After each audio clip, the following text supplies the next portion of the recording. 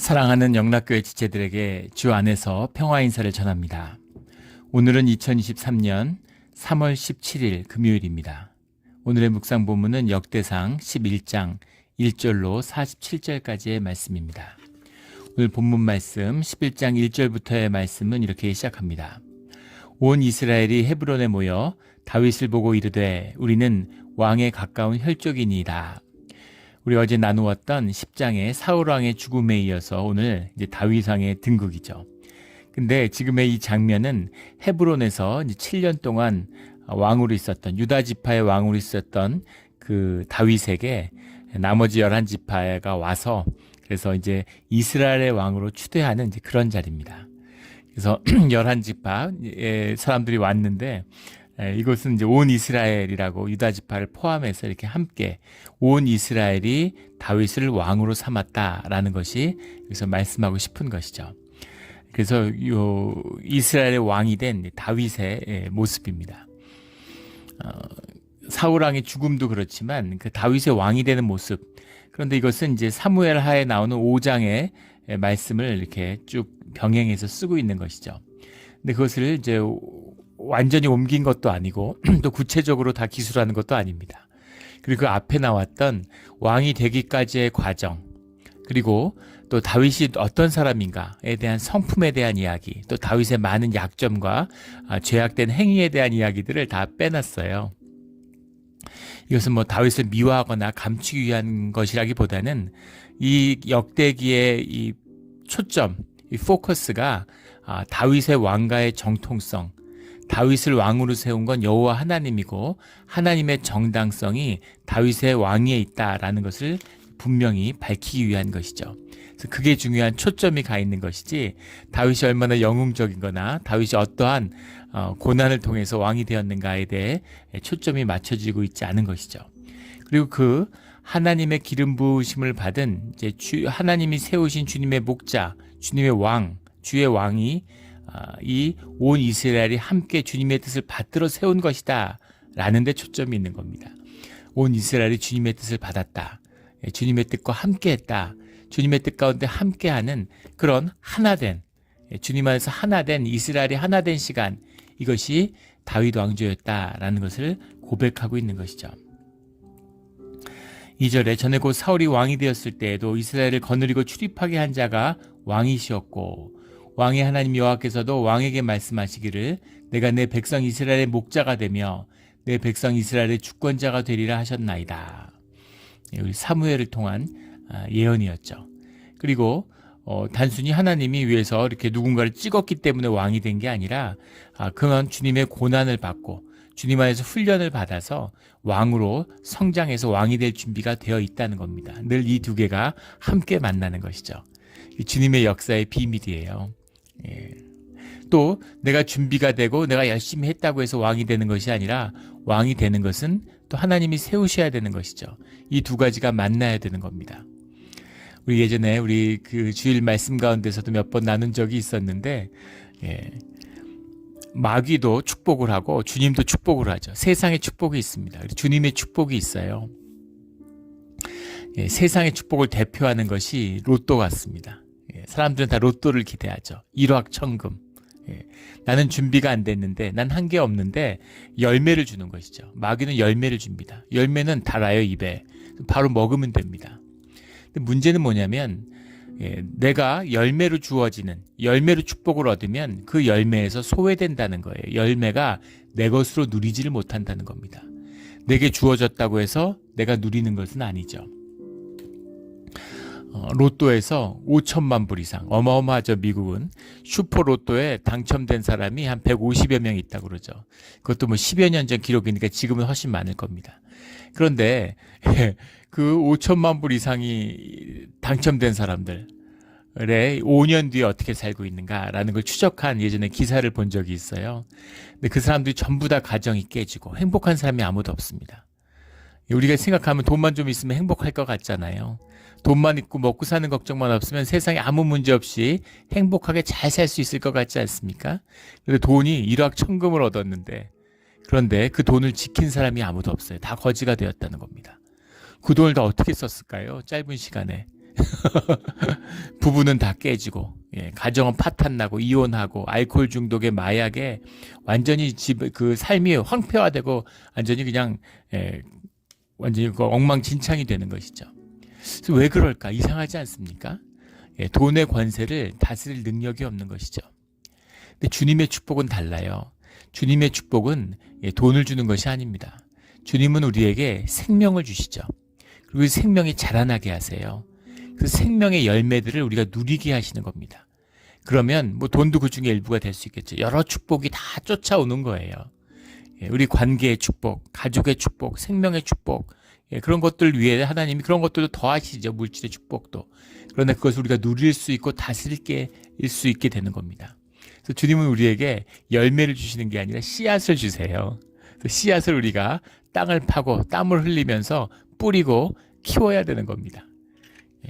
눈물을 흘리며 씨를 뿌리러 나가는 자는 그 고백, 눈물을 흘리며 씨를 뿌리러 나가는 자, 추수단을 가지고 돌아오게 되는 것이죠.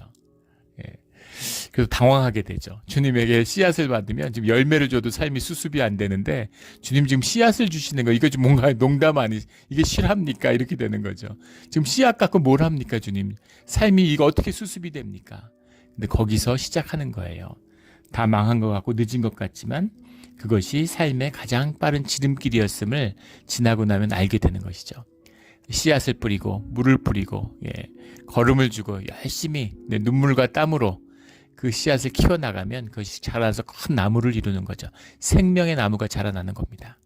그러면 결국 30배, 60배, 100배의 열매를 얻어요. 내 손에 주어지는 열매가 아니라 끝없는 열매를 얻고 열매의 종로로 타는 것이 아니라 그 열매의 주인 노릇을 하는 겁니다. 그래서 자자손손이 삶 가운데 그 열매를 누리며 살게 되는 것이죠. 이것이 주님이 주신 축복의 비밀입니다.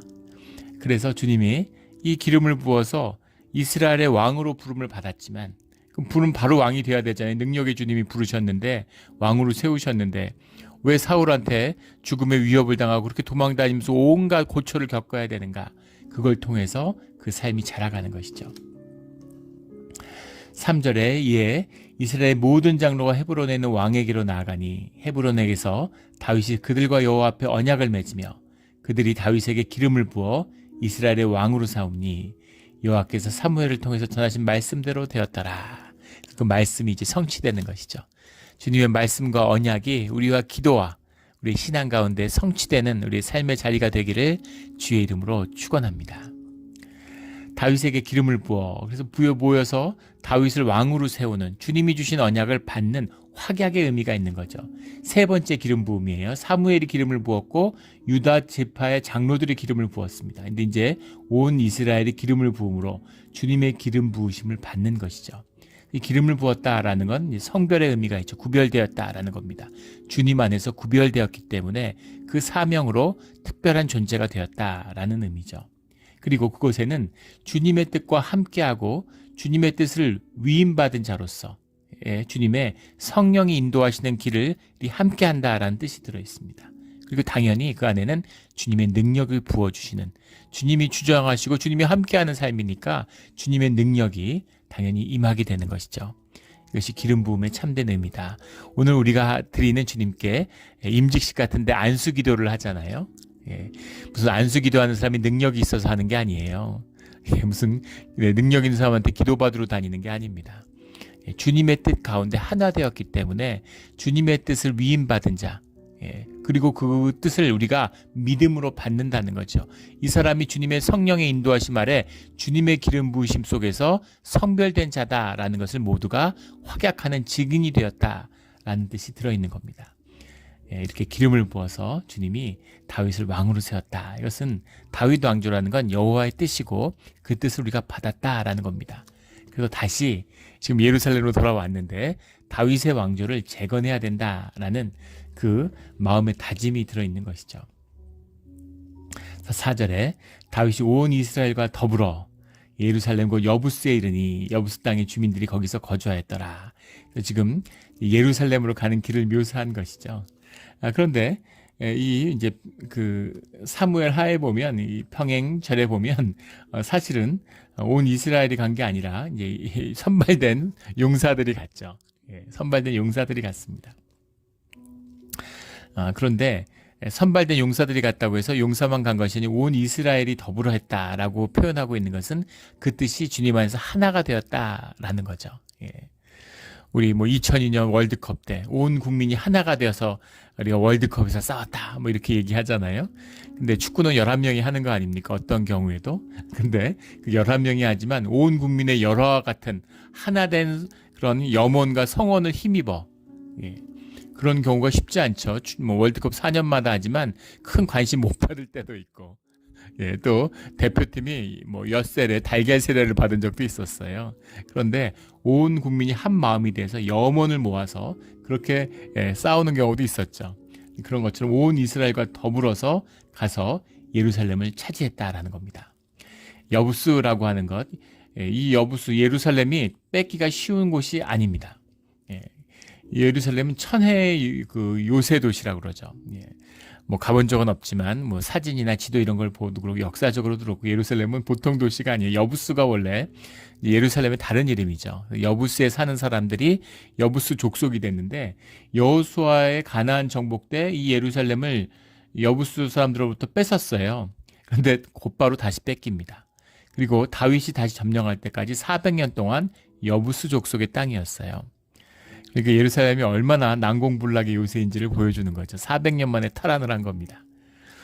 예루살렘의 위력이 어느 정도냐면 로마가 예루살렘의 멸망 때 주후 70년에 그 예루살렘이 멸망할 때 그때 로마의 이제 4개 군단이 예루살렘을 포위하게 되죠.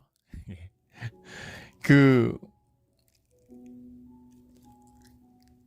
예루살렘을 그 당시에 로마의 제국의 힘이라고 하는 것은 그 당시가 아니라 역사상 최강의 초강대국의 지위에 있었다라고 해야 될 겁니다. 우리 마치 냉전 시대에 소련과 미국을 합친 것 같은 그런 상황이었죠. 그리고 예루살렘은 그 로마의 식민지였어요. 근데 예루살렘에서 반란이 일어난 거죠. 예루살렘을 포위했는데 그걸 점령하는데 3년이 걸렸습니다. 그리고 3년이 걸린 데에는 그 열심 당원들이 식량 창고에 불을 지르고 내분이 일어나서 자기들끼리 죽이고 이런 일들이 있었기 때문이지 정말 한마음이 됐으면 예루살렘 점령은 쉽지 않았을 겁니다. 그런 도시예요. 그런 요새 도시입니다. 이 도시를 점령하는 것이 정말 어려웠는데 하나님의 뜻이 함께하고 있기 때문에 주님의 인도하신 가운데 있기 때문에 다윗이 예루살렘을 점령할 수 있었던 것이죠. 그 용사들이 가서 그 수로를 따라서 이제 성을 올라가는 거잖아요. 그런 일처럼 기가 막힌 그 생각지도 못했던 이제 그 함정이 있었던 것이죠. 그 함정이 아니라 약점이 있었던 것이죠. 그래서 그 예루살렘의 그 동남쪽에 있는 제일 남쪽에 있는 그 수로 기온의 샘, 그 샘이 수직으로 수로를 뚫어서 그 물을 이제 예루살렘의 언덕 위에 있는 도시니까 물을 끌어올리는데 그 수로를 따라서 군인들이 올라간 것이죠. 그렇게 해서 점령을 하게 되는 겁니다. 점령을 한 다음에 8절에 보면 다윗이 밀로에서부터 두루성을 쌓았고 그 성 나머지는 요압이 중수하였더라. 그래서 이제 다윗의 이 예루살렘 성을 다윗이 세우는 이제 그 과정을 말씀하고 있는 겁니다. 밀로에서부터 두루성을 쌓았는데 밀로가 어디냐에 대한 밀로라는 게 이제 밀로브라고 하는 게 말 자체가 이제 말레라는 말에서 왔는데 말레가 영어로 하면 to fill 채운다 이런 말입니다. 근데 이 말 자체가 성체라는 뜻이 들어 있어요. 그래서 이 밀로라고 불렸던 지역이 이런 예루살렘 성벽 중에 북쪽에 있는 성체였다. 성체, 고대 성을 보면 성벽들이 쭉 이어 붙어 있고 그 성벽과 성벽을 잇는 성체가 또 있죠. 성체 도시라는 게 세워져 있습니다. 성벽을 공격하면 그 위에 있는 성체에서 측면에서 공격을 할 수 있고 또 관측도 할 수 있고 이런 의미가 있죠. 그래서 성체를 세우고 성체와 성체 사이를 성벽으로 두르는 겁니다. 그래서 그 성체를 북쪽에 있는 성체 이름이 밀로였다. 아니면 그냥 보통 명사인데 후에 고유 명사가 됐다. 이런 해석도 있습니다. 근데 중요한 것은 9절에 나오는 만군의 여호와께서 함께 계시니 다윗이 점점 강성하여 가니라. 이 의미죠. 주님이 함께하냐 함께하지 않느냐는 이것일 뿐입니다. 오직 이것이에요. 환란이 있고 어려움이 있어도 주님이 함께하면 점점 잘 됩니다. 결국은 잘 돼요. 그런데 하나님이 함께하지 않으시면 그러면은 점점 무슨 아무것도 아니고 별일 없는데도 점점 쇠약해져 가는 겁니다. 이게 역사의 비밀이죠. 우리 한국과 일본을 한번 비교해 보세요. 지난 30년 동안. 한국은 여러 번 망할 뻔했죠. IMF 때문에도 그렇고, 뭐 카드 대란도 있었고, 뭐 성한 날이 없을 것 같고, 나라가 왜 안 망한다, 이제 망한다, 뭐 이제야 망한다.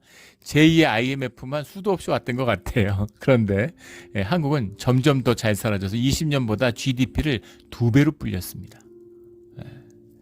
믿어지지 않는. 그래서 이제는 뭐 G7에 공식 편입해야 된다. 이번에 G8으로 들어가니 많으니 이런 나라가 됐어요. 그런데 신기한 것은 일본은 30년 동안 별일 없었습니다. 평탄하고 아무 일 없었던 것 같아요. 근데 뭔가 계속 쇠약해져 가지고 지금은 우리 한국에도 이제 1인당 GDP가 뒤졌죠. PPP라고 하는 소비를 기준으로 하는 그걸로는 뭐 이미 한 6, 7년, 7, 8년 전에 한국보다 뒤졌고 그래서 이제 한국, 일본보다 더 잘 살게 돼요. 지금 세대는 자연스럽지만 제가 90년대 일본에 유학을 했는데 그때는 정말 꿈도 꿀 수 없는 일이었습니다. 살아서 그런 일은 일어나지 않을 줄 알았어요. 그때는 몇 배 차이 났습니다. 한 5배 차이 났다 그러죠. 한국하고 일본의 소득 격차가. 근데 그걸 뛰어넘다니 믿어지지 않는 일이죠. 우리가 뭐 잘했다기보다는 이제 일본이 못한 것도 있지만 잘하고 못하고의 문제가 아니라 민족의 흥망성쇠라는 게 주님에게 달렸다는 겁니다. 중요한 건데 한국도 지금 어려워요. 한국도 앞으로 위험이 가득하죠. 금년에 한국이 무너지고 망한다 그래도 이상할 게 없습니다. 사면 초과에 처해 있죠. 그런데 이 위기를 벗어날 수 있는 뭐 수출도 안 되고 중국과 미국이 갈등하고 있고 북한은 뭐 핵 개발하고 뭐 하여간 사면 초과입니다. 러시아하고도 어렵고 그런데 그런 한국이 그나마 계속 발전해야 할 수 있고 세계 최빈국이었는데 오늘 이 자리에 올 수 있었던 것은 주님의 은혜고 주님의 자비였다는 것이죠. 우리가 주님 가운데 예배를 드리고 주님과 함께하기를 소망했기 때문입니다. 그게 무너지면 끝인 거예요. 결국 역사의 중심이 주님께 있다라는 그 고백이 이 역대기 환란과 바벨론의 노예 생활을 겪고 기적적인 생활을 이뤄냈죠. 예루살렘에 와서 깨달은 고백입니다. 아, 주님이 함께 하셔야 되는구나. 주님이 함께 하셔야 되는구나. 그 비밀, 그들의 기억 가운데 다윗과 레위 지파를 찾아낸 것이죠. 그래서 성전을 세우고 하나님의 나라를 세워야 되는구나 라는 것을 알게 된 것입니다. 이 유대인들의 비밀이에요. 유대인들이 고난을 통해서 이것을 정말 심장으로 받았기 때문에 오늘도 유대인이 남아있는 겁니다. 유대 국가가 세워져 있는 거예요. 유대인들이 미국을 쥐락펴락하는 것입니다. 이게 진짜예요.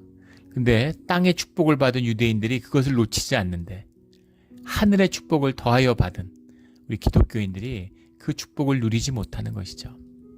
그 축복을 우리 고난, 교회가 무너지고 망해가는 시대입니다.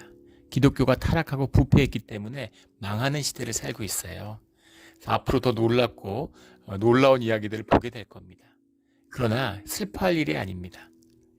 썩을 건 다 썩어버리고 가짜는 다 죽고 사라지고 가짜는 죽지 않죠. 생명이 없으니까 썩어지는 것입니다. 그러나 모든 것이 썩어지고 나면 생명의 역사, 부활의 역사가 시작되는 것이죠. 우리 몬트레이 영락교회가 그 부활의 역사 가운데 씨앗이 되기를 주의 이름으로 축원합니다. 그 고백, 다윗상을 세웠다. 그리고 10절부터 오늘 47절 가신 다윗의 용사들에 대한 이제 이름들이 나오고 있습니다. 보면 다윗을 힘껏 도와 나라를 얻게 하고 그를 세워 왕으로 삼았으니 이는 여호와께서 이스라엘에 대하여 이르신 말씀대로 함이더라. 주님의 말씀 가운데에서 리더십이 있는 것처럼 그것을 세우는 팔로우십이 있는 것이죠. 그래서 다윗을 힘껏 돕는 사람들이 있었다.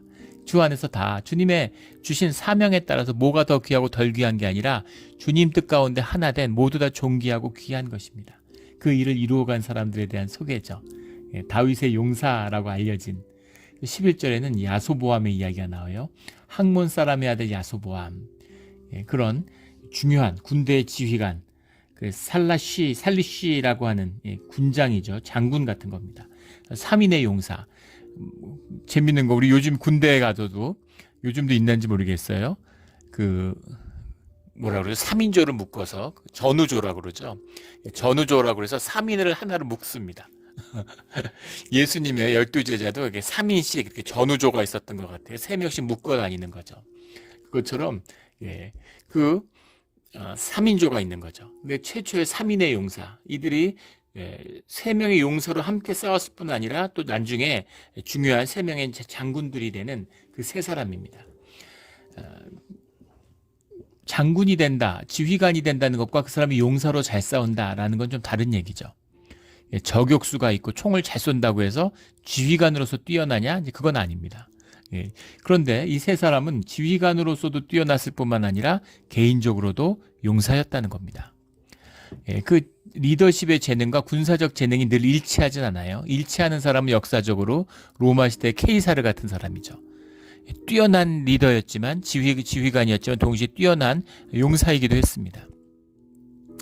그런데 이제 로마의 초대 황제가 된 아우구스투스 같은 사람은 뛰어난 이제 지휘관이고 리더십의 소유자였지만 군사적 재능은 없었죠. 그래서 그 재능을 아까이 여긴 케이사르가 아우구스투스한테 아그리빠라는 장군을 붙여주죠. 그래서 둘이 같이, 아그리빠는 전쟁을 담당하고 그리고 아우구스투스는 이제 통치를 담당하는 거죠. 둘이 쌍이 되어서 이제 로마 제국을 전성기로 이끌게 되는 거죠. 그런 것처럼 그게 꼭 일치하지는 않는데 이 앞에 나오는 3인의 용사, 이 사람들은 그 재능이 일치된 사람들이었다. 군의 지휘관으로서도 또 개인적인 그 전사로서도, 용사로서도 뛰어난 사람들이었다. 이렇게 나옵니다. 근데 이 학몬 사람 야소보암이 30명의 우두머리라 그가 창을 들어 한꺼번에 300명을 죽였고, 근데 그 사무엘 하에 보면 23장에 평행구에 보면 800인을 죽였다고 돼 있어요. 근데 800인을 죽인 것이 뭐 맞았을 것이다 이렇게 얘기하는 사람도 많습니다. 왜냐하면 뒤에 가면 아비세, 두 번째 전우조 3인 중에 지휘관이었던 아비세도 300명을 죽이고라고 나오는데, 앞이 뒤에 3인보다 더 나았으니까 앞에 3인조의 용사가 되지 않았겠어요? 그러니까 아비세도 300명 죽였는데 더 뛰어난 야소보암이 800명을 죽였다는 게 맞겠다. 근데 진짜 300명을 싸워서 한 명 한 명 이렇게 죽여서 300명일까? 한 번에 정말 300명을 죽일 수 있을까? 근데 그럴 수도 있고 뭐 아닐 수도 있겠죠. 통칭, 수많은 사람을 죽였다. 굉장한 용사다. 지휘관이 직접 칼을 들고 싸우지 않고 지휘만 하는 지휘관들이 대부분이죠. 그런데 적진에 뛰어들어서 적을 직접 해치는데 수많은 적진들을 해치는 용사였다. 이제 그런 의미가 들어있을 수 있겠죠. 직접 전쟁을 하는 사람들, 그런 사람이다라는 겁니다. 그리고 이 시대에는 정말 또 이렇게 죽일 수도 있어요. 왜냐하면 전쟁을 하는데 그 당시에 군인이라는 건 지금처럼 훈련받은 군인이 아닙니다. 농민들을 끌고 나오는 거예요. 동네 사람 다 나오는 겁니다. 근데 용사들은 훈련을 받았죠. 이 용사의 의미가 사라진 건 이제 중세가 끝나갈 16세기 중세의 종말은 총포의 발명이다. 기사의 시대였죠.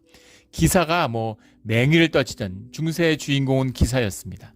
총탄이 나오니까 조그만 납덩어리를 쏘면 몇천 미터 밖에서 1000m 밖에서 뭐 500m 밖에서 그걸 맞고서 기사가 죽으니까, 그래서 이제 기사의 시대가 끝난 거죠.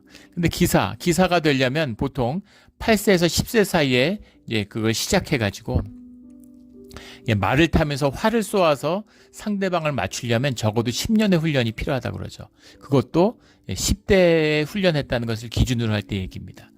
그러니까 기사라는 건 전업해서 그것만으로 훈련받은 사람들이에요. 천하무적이었습니다. 총이 나오기 전까지는. 그래서 일반 전쟁에서 농민들이 나오는데 뭐 그 삼국지에 보면 장비가 장판교에서 100만 대군을 저지하는 혼자서. 근데 100만 대군이라고 하지만 다리 하나에 건너올 수 있는 사람은 하나니까 항상 1대1인 거죠. 네, 그런 의미에서. 그래서 수백 명을 해치우는 게 사실은 가능한 거죠. 그날 처음 들어와가지고 창 하나 주는 거 받아 들고 나왔는데, 근데 이렇게 그 전문적으로 훈련받은, 그 중에서도 용사 중에 용사인데 싸움이 되겠습니까? 그러니까 사실은 뭐 300명을 죽였다, 800명을 죽였다 하는 것이, 그것도 대단한 것이지만 또 그런 일이 가능한 시대였다라는 것을, 중요한 것은 야소보암이 용사였다라는 거죠. 학몬 사람의 아들이라고 되어 있는데 사무엘 하에 보면 그가 다그몬 사람 요셉 밥세밥이다, 밥세밥이다 이렇게라고도 하고, 에센 사람 아디너라고도 하는 자다 이렇게 소개되어 있습니다. 이게 무슨 얘기일까요? 아버지 이름이 없어요. 학몬 사람의 아들입니다. 예, 우리 무슨 뭐 낙동댁, 화산댁, 상주댁 이런 것처럼 어디 출신이다 이제 그것만 남아 있는 거죠. 아버지 이름을 얘기해봐야 아무도 모르는 겁니다. 그러니까 거기다가 학몬 사람이다, 다그몬 사람이다. 뭐 이제 학자들 중에는 다그몬이 학몬의 잘못된 표기일 것이다. 뭐 이렇게도 얘기하는데, 요셉 바세베입이란 말도 바세베 지역의 요셉 사람, 바세베 지역의 사람 이런 뜻이거든요. 예, 에센 사람이라고도 하고. 그러니까 예. 어디 출신인지 출신이 불분명하고 부모가 누군지 몰라요. 그러니까 어떤 말이겠습니까? 예, 아주 비천한 별 볼 일 없는 가문의 출신이다라는 거죠. 지금하고 다릅니다. 이 시대에는, 고대에는 중세도 그랬지만 그 사람이 누구인가는 그 사람의 가문이 결정하는 거예요. 그런데 미천한 가문의 출신인데 그 사람이 우두머리가 되는 다윗의 지휘관이 되었다라는 겁니다. 다윗이 600명을 이끌고 피난 생활을 하면서 이제 살아남게 되는데, 거기서 다윗이 공동체를 이뤄냈죠. 가족을 이뤄냈어요. 전쟁을 하면 전리품을 똑같이 나눕니다. 싸운 사람이나 싸우지 않은 사람이나. 코이노니아를 이루어낸 것이죠. 코이노니아가 이루어졌다는 것은 주님이 함께한다는 뜻입니다. 주님이 함께하지 않으면 코이노니아가 교회가 아니라, 세상과 공동체가 아니라 가족과 부부 사이에도 이루어지잖아요. 주님이 함께 하시지 않으면 부부도 딴 주머니를 차고 부부가 서로 네 거 내 거를 다툽니다. 부모 자식이 소송을 하잖아요. 돈이 있으면은.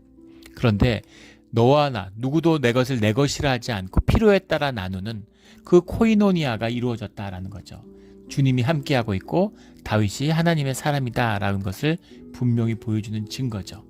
그런 분위기니까 야소보암 같은 사람이 지휘관이 되고 용맹을 떨칠 수 있는 것이죠. 그 재능이 피어나는 겁니다. 하나님의 형상이 피어나는 거예요. 이것이 생명의 비밀이고 공동체의 비밀이고 교회의 비밀입니다. 이게 피어나면 세상을 다스리는 거예요. 근데 이게 피어나지 못해서 전부 다 내배채우고 나를 위해 울고 세상의 종노릇하면서 비천하게 살아가고 있는 것이죠.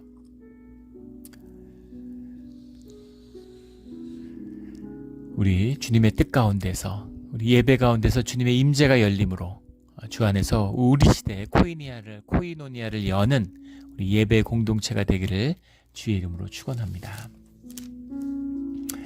여호와께서 큰 구원으로 구원하셨다라고 하는 이 고백이 나오죠. 이 야소보암과 엘르아살, 12절에 아호와 사람 도도의 아들 엘르아살은 아버지를 아는 거죠. 아호와 사람 도도의 아들 엘르아살. 또 한 사람은 우리 삼마죠. 근데 이 소보암 엘르아살 삼마가 첫 전우조고 3인의 용사인데, 첫 번째 3인의 용사고 살라쉬라고 하는 그런 지휘관 장군이었는데, 근데 역대기에는 삼마의 이야기는 나오지 않습니다. 근데 왜 그런지는 몰라요. 삼마의 이야기는 나오지 않는다라는 걸 볼 수 있죠. 그리고 15절부터는 한 사건을 기록하고 있습니다. 이거 30우두머리 중에 세 사람, 이 세 사람은 첫 번째 전우조가 아니라 두 번째 전우조 아비세 분하야. 아비세 분하야와 세 사람이라니까 한 명이 더 있는데 그 한 명이 누군지를 모릅니다. 왜 그 사람은 이렇게 중요한 사람인데 기록되지 않았을까? 또는 기록됐는데 소실되었을 수도 있고 전쟁 중에 일찍 죽었을 수도 있겠죠. 근데 그들이 내려가서 아둘람 굴 다윗에게 이를 때 블레셋 군대가 르바임 골짜기에 진쳤더라. 그래서 지금 그 르바임 골짜기에서 블레셋과 대치해서 싸우고 있는데, 그 진영은 이제 베들레헴과 가까운 것이죠. 근데 다윗이 갈망하여 이르되 베들레헴 성문곁 우물물을 누가 내게 마시게 할꼬. 르바임 골짜기는 물이 좋지 않다고 그러죠. 지금도 물이 좋지 않답니다. 그래서 르바임 골짜기에서 진을 치고 있는데 물이 안 좋으니까 아마 석회수 같은 게 나왔겠죠. 그러니까 그걸 먹으니까 이제 그 베들레헴은 또 그 물이 아주 맑은 물이 나오는 고장이라고 그래요. 그리고 다윗의 고향이잖아요. 그러니까 어릴 때 그 베들레헴에서 맑은 물을 먹고 자랐겠죠. 그러니까 지금 르비딘 골짜기에서 전쟁을 앞두고 그걸 진을 치고 있는데 계속 안 좋은 물을 마시니까 가까운, 근데 지금 베들레헴은 블레셋 군대가 진치고 있으니까 갈 수가 없잖아요. 근데 거기를 얼마나 잘 알겠습니까? 그러니까 그 물을 좀 마시면 베들레헴 물을 마시면 얼마나 좋을까? 이제 그런 푸념을 하는 것이죠. 그러니까 우리 다윗한테 베들레헴에 물을 좀 떠다 드리자. 이거 진짜 이렇게 충성스러운 사람들이 있겠어요? 이 세 용사가 목숨을 걸고 가서 물을 길러왔다는 것이죠. 아둘람 굴 다윗에게 이를 때 아둘람 굴에 있는 겁니다. 기가 막힌 표현이죠. 아둘람 굴, 르바임 골짜기. 아둘람 굴이 어떤 곳이에요? 우리 그 사울 왕에게 그 죽음의 위협에 쫓겨서 숨어있던 곳이 아둘람 자체가 은신처라는 이름이죠. 그래서 다윗이 숨어 있었기 때문에 아둘람 굴이 된 거죠. 근데 이 아둘람 굴에 숨어 있었는데 지금 거기서 블레셋과 싸우기 위해서 다시 르바임 골짜기에 있는 아둘람 굴에 와 있는 겁니다. 그런데 기가 막히지 않아요? 생명의 위협을 느껴서 도망가서 피난 생활을 하던 그곳을 얼마나 잘 알겠습니까? 거기서 너무너무 잘 알고 있는 것이죠.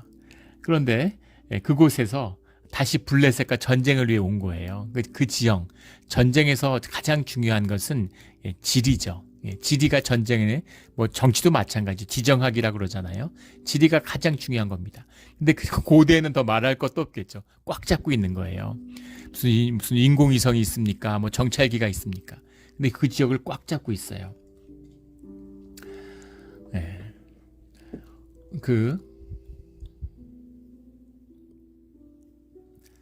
이런 자신의 깊은 주님 안에서 절망과 좌절을 겪은 장소가 결국은 주님이 축복하시는 콜링의 부름이 되는 자리가 되는 일들이 많습니다. 그